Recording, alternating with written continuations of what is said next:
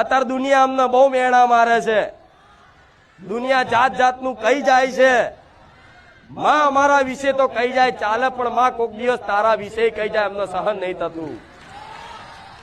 દીકરા દીકરીને દરેકને કહીશ કે કોઈ ગમે તે વાતે તમને કદાચ મારી ભક્તિમાં લાગેલા હોય, મારા ગુણગાન ગાતા હોય અને કોઈ દુઃખ કદાચ ના મટે અને કદાચ મેણું મારા નોમનું ખાવું પડે તોય સહન કરી લેજો, જવાબ આલીશું.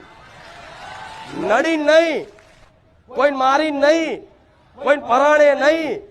હું તમને એવા સુખી કરી દઈશ ને એક કોકદાર તમને પૂછવા આવશે કે મને ખુખાર મેળડીએ લઈ જા ને ભાઈ.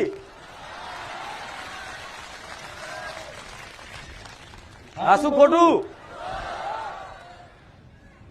એટલે હું જાણું છું મારો રંગ ચડવો એટલે બહુ કઠિન કાર્ય છે. એ દુનિયા છોડી દે તમને, ના ઘરના ના ઘાટના ના રહો, એક જ મારા રહો.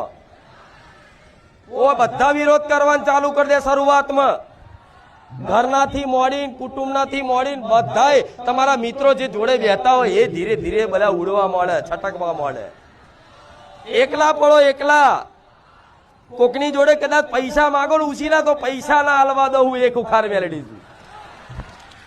આ વાત થોડી અલગ લાગશે, મારી આવું કેવું તો ના.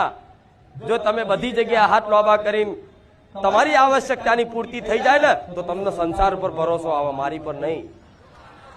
એટલે આ સંસારમાં તમે હાથ લોબા કરી અને માગી જો. આ દુનિયા, આ કળિયુગ એવો છે, આ સમય એવો છે, કદાચ ભીખ માંગો ને બાળકો લઈને ભીખ, તો આજની દુનિયા ભીખ ના નાખે.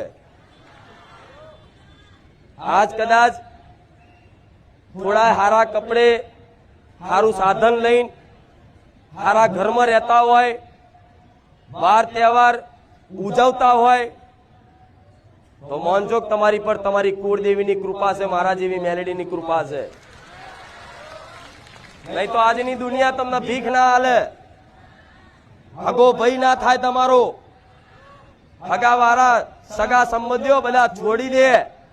તમારા ઘેર કોઈ ચા પીવા ના આવે, તમે ગરીબ થઈ જાઓ, પૈસાથી તૂટી જાઓ તો તમારા ઘેર વાર તહેવારે તમારા ઘરનો ઉમરો કોઈ ચડવા ના આવે, પણ હું ખુખાર મેળડી આવીશ.